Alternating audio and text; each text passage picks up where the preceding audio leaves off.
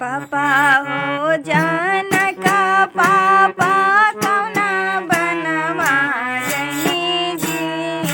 पापा हो जानका पापा कौना बनवा गइनी जी।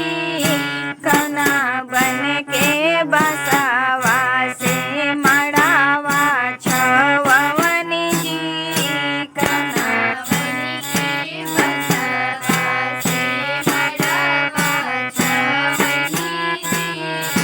कौना बन के बसावा से बेटी हो दुलारी बेटी वृंदावनवा गइनी हो।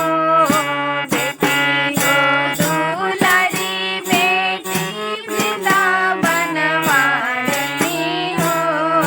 वृंदावन के बसावा से मड़ावा छवइनी हो। वृंदावन के बसावा से मड़ावा छवइनी हो। वृंदावन के बसावा से चाचा हो अपना चाचा कौना बनवा गइनी जी।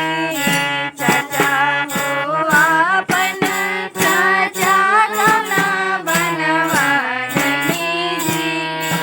कौना बन के बसावा से मड़ावा छवइनी जी। कौना बन के बसावा से मड़ावा छवइनी जी। दुलारी बेटी वृंदावनवा गइनी हो।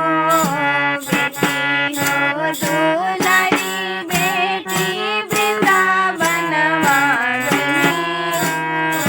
वृंदावन के बसावा से मड़ावा छवइनी हो।